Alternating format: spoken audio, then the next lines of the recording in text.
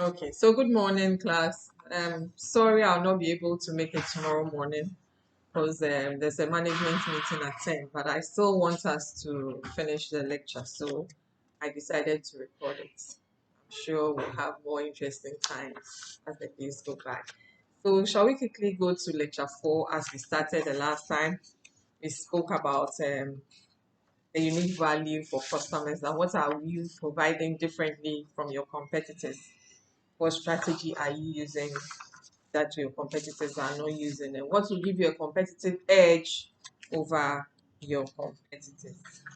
So this morning we want to start with the mission statement. What is a mission statement? The mission statement describes the sorry, I can't really see what is here. Hold on 1 minute. Okay, so the mission statement talks about the corporate mission. As an organization, what do we want to achieve?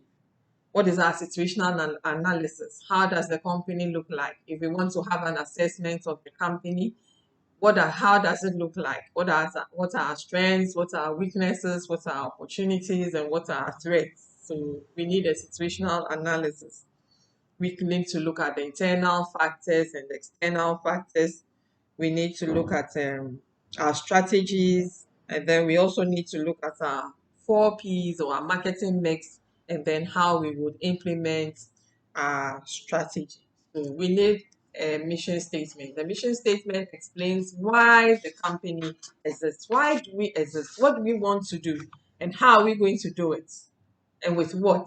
How are we going to do it? And with what? Who are the people we have? Why are we here? What is our mission statement? Why do we exist? And in our mission statements, we need to have specific objectives. We need to have objectives. And it is said that every objective must be SMART. SMART is an acronym. S for specific, M for measurable, A for attainable, R for realistic, and T for time bound. Every objective must be specific. So can some of us think of specific objectives? Sometimes we set objectives, but they are not specific. So somebody will say, I want to save a lot of money by the end of 2020. What is a lot of money? A lot of money is relative. To some, it's 100 Ghana, to another, it's 200 Ghana. But we need to be specific. I want to save 100 CDs by the end of 2020. So that if at the end of 2020 you haven't been able to save 100 CDs, then we can say that you haven't achieved your objective.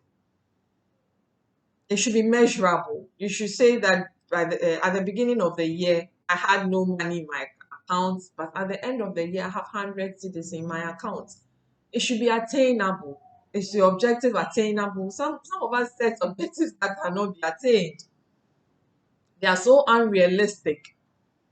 I want to be a millionaire by the end of 2021. How are you going to achieve that? Is that attainable? How are you going to achieve that? And therefore, we become so devastated when at the end of the year we are not able to achieve our objectives. And then our objectives must be what? Time bound. An objective must be time bound. It must be set within a stipulated time frame. So you can say that I am here to pursue a 4-year degree program, time bound. It is 4 years. So when you are coming to school, you know I'll be in school for 4 years, time bound. If for any reason you are not able to finish, at least it is time bound. We all know that at the end of 4 years, you should come home with a degree. So our objectives must be time bound. So these are the characteristics of a good objective. So if we want to align our company and marketing objectives, we should be able to come up with specifics. So we have our company objective, which is saying that increase profitability by 6%. You realize that it's very specific. It didn't say increase profitability over the previous period. No, it says increase profitability by 6%, so that at the end of the year, we should be able to say that, oh, our profitability has gone up. Even if it has gone up to 10%, at least we know that we've been able to achieve our objective, which is 6%. That we have done. That we have done. Okay, so then from the company's objectives, we can break it down and set our marketing objective. You can see that it's very, very specific from the slide. Increase sales of star product 30%. Introduce 2 new products. Introduce major enhancements in 2 product lines. Bring 2 new distribution partners on board. Very, very specific. So that at the end of the day, if we are able to bring only one, we know that we were not able to achieve our objective. Then we come up with our marketing planning process. Our marketing planning process. So we have our corporate mission, we have our situation analysis where we look at our internal factors, where we look at our strengths and our weaknesses. Then we look at our external factors as well, opportunities and strengths. Now, opportunities and threats, sorry. Now let's dwell a little bit on our situational analysis, internal factors. So you are a company and you want to do a SWOT analysis or a situational analysis. SWOT is an acronym for strength, weaknesses, opportunities, and threats. So, what are your strengths as a company? And what are your weaknesses as a company? What are the opportunities available to you? And what are the threats? Even before we move to the company, let's look at ourselves. What are our strengths? Do you know yourself? Do you know what your strengths are? Think about it. If I were in class, I'll ask a few of us to tell us what their strengths are. What your strengths are. What are your strengths? Some of us are very good at writing. That is a strength. Some of us are public speakers. That is a strength. Some of us are good at organizing programs. That's a strength. Some of us are talented when it comes to dancing. That's a strength. Singing. That's a strength. So what are your strengths? Your strengths help you to achieve your goal or your objective, your mission in life. What are your strengths? Think about it. Some of us have infectious smiles. That's our strength. Some of us are warm. Some of us are hospitable. Some of us can talk and talk and talk and talk. I remember listening to Johnny Hughes, and he said that he identified very early as a young child that he could talk and talk and talk and talk and go on and go on. And therefore, it influenced his choice of a career because what he does is to talk and he enjoys it. If you are not a people-centered person, you can't be a teacher. You can't be a lecturer because every time your students will get on your nerves. Every time. Every time. So who you are influences your choice of career. So you must know your strengths. Are you a good speaker? Are you a good listener? Are you able to interact with people? Do you have compassion? There are some people who are so insensitive. I mean, that's their nature. They're so insensitive. Some people who get angry easily. They're easily provoked. Must help you in your choice of career. Now, weaknesses. What are some of your weaknesses? So like I said, some people get angry easily. Some people are too lenient to a fault. That they make commitments they don't have to make, all in the interest of helping somebody, and then it lands them in trouble. You don't know where to draw the line. It's a weakness. Even though you think it's a strength, you are helping somebody. Some people they help in exam rooms and they are caught and they are dismissed from the exam room because they were trying to help a friend. Hey, you must draw the line. Then there are opportunities. What are the opportunities out there? So many. You sit there and you say you don't have a job. There are so many opportunities out there. Sometimes they look so small, but they are really big. So you start something very small. You start something like frying kelewili. I know a group of boys who started frying kelewili and delivering it at homes. Now it's a big business. Look at Men's Cook. I don't know how many of you know Men's Cook. But Men's Cook started small with just some few boys coming together to cook. And now you can't even afford Men's Cook. They are all over the place. They are catering, for functions. So there's so many opportunities out there. And for some people, just the mere fact that they are men thrills them, and they are good at what they do. So opportunities, there are lots of opportunities out there. Now I see that it's not just delivery packages or delivery services, but there's also pickup. So I sit in my home and I want somebody to deliver something for me. I call an organization, they send me somebody to pick up the parcel and then to deliver as well. And I make payments. Remember, we are in business for profit. So just sit down and think of the opportunities out there, 1,001. We are on vacation. There are 1,001 children in the locality who, what will they do during this vacation? Ask yourself. So you can teach English because you are a communication student. Some of us can teach math, at least one class 1 to 6 math, we should be able to teach geography, history. You can go into homes, talk to parents, and at least you can get some money. Maybe 100 Ghana a month or 200 a month. At least you can get some money to buy something when school reopens.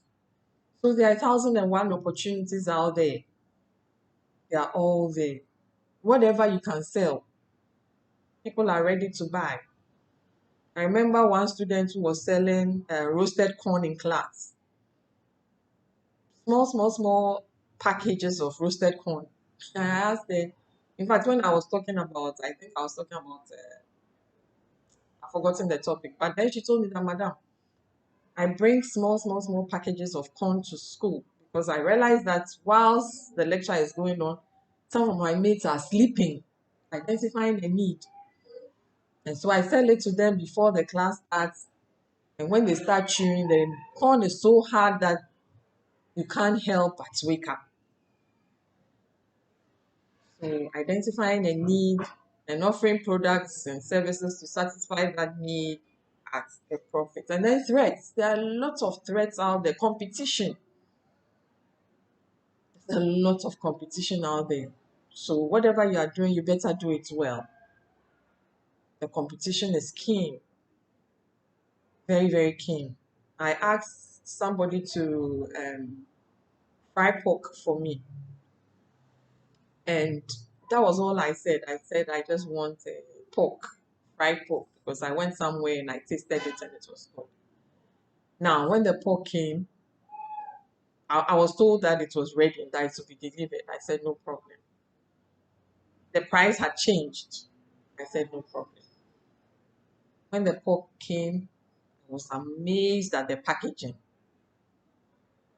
I was really amazed. And it came with different kinds of pepper, which I didn't ask for.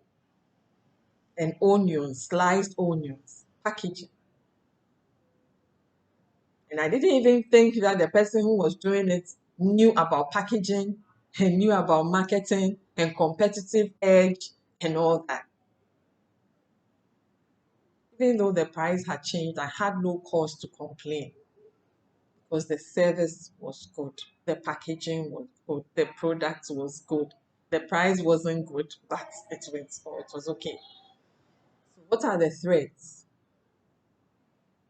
You are frying pork and then you are just putting it into some black rubber bag and tying it and saying, no. The competition is too keen for that. We've passed that stage long ago. Long ago. So we must have a look at our situational analysis. That is our internal factors and our external factors.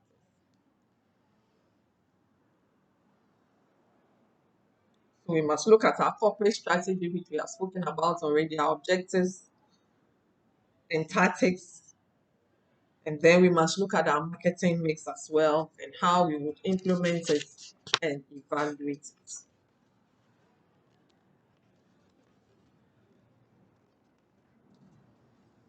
So we look at the implementation and budget.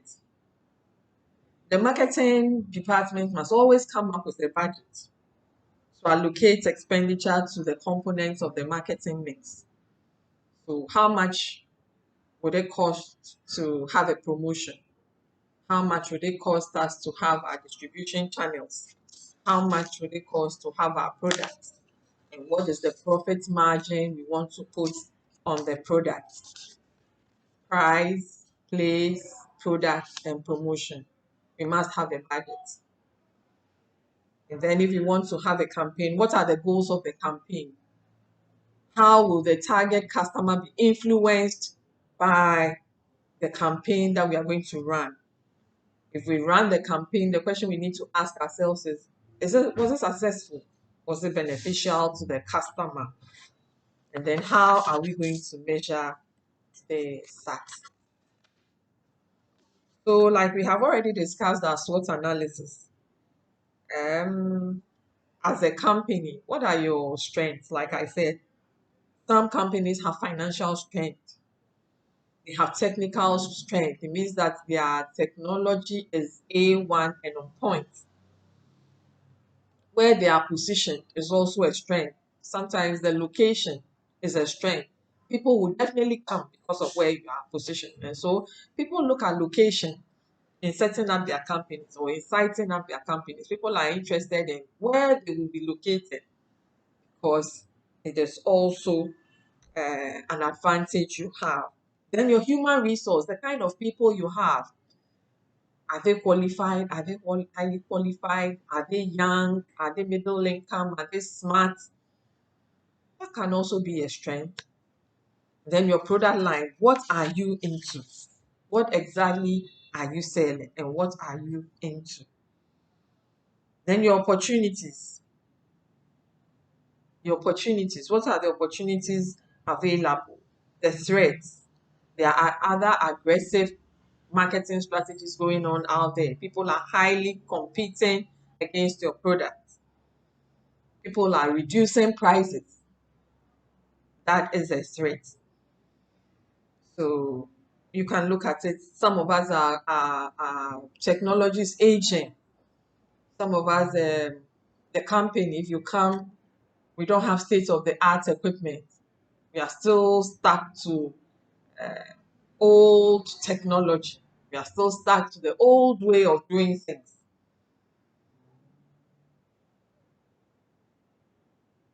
Still stuck to the old way of doing things when things are changing rapidly, rapidly, rapidly.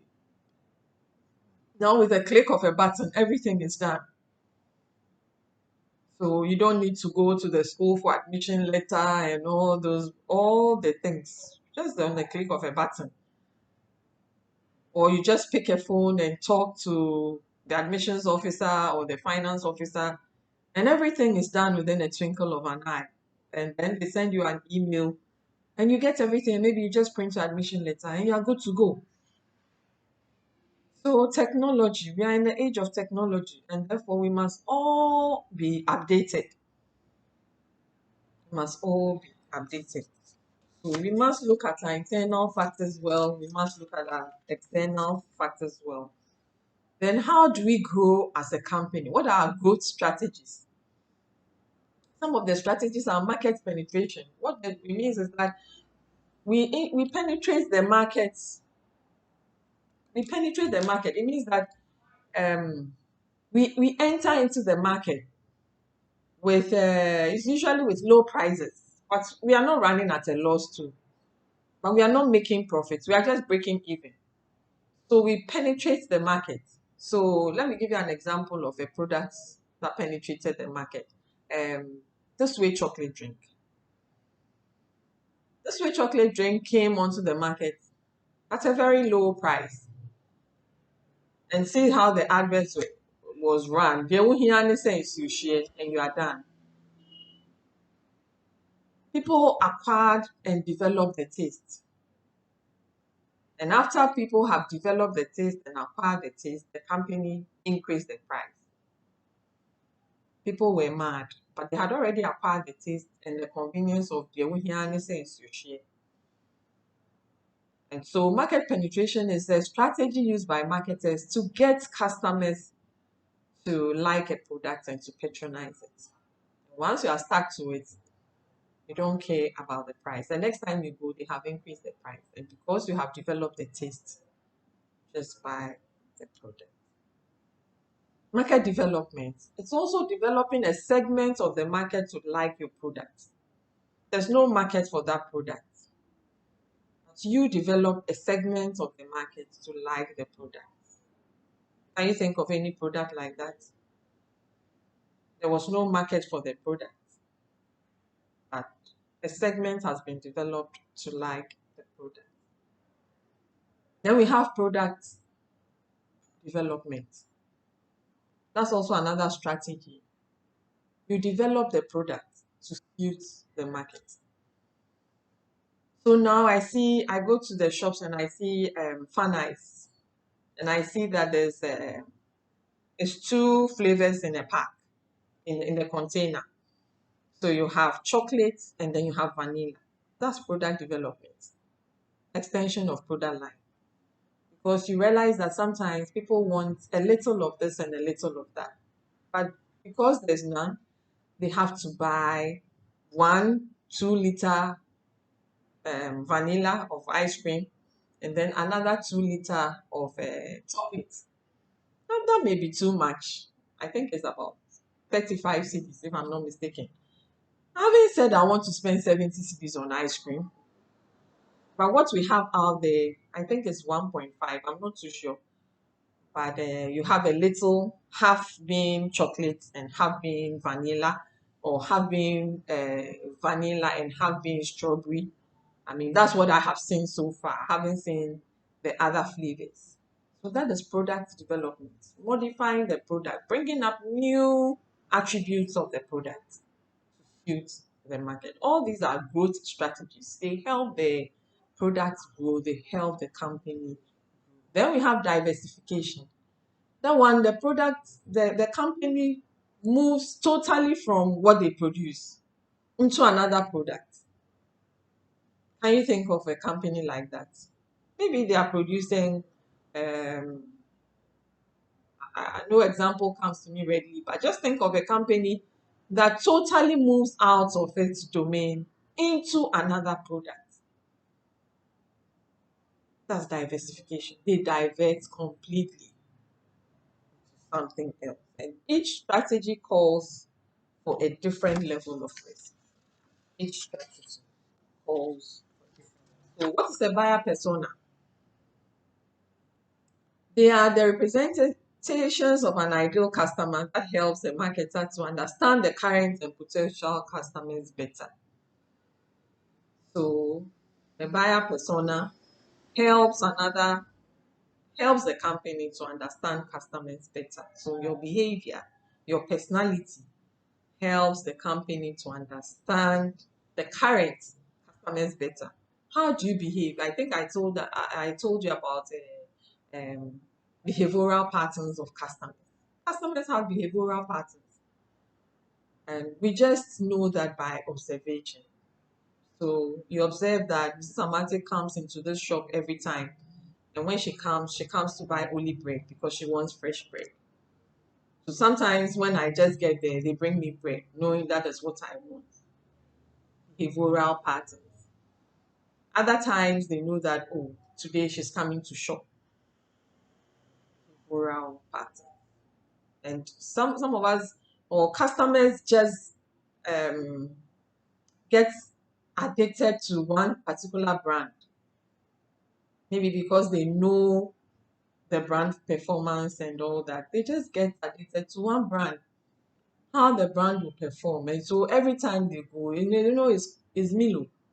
It's not Rich Choco, it's not Chocolate, it's not any other. It is Milo. For them, it's Milo, and that's it. For another, it is dark bar soup. It's not about pea soup. So how the brand or the product performs. And that leads us into building customer relationships. I think that we have spoken at length about customer relationships already, where we seek to create meaningful communication with our customers by applying customer data. we seek to um, we seek to build meaningful relationships with our customers. So that brings us to the end of lecture 4.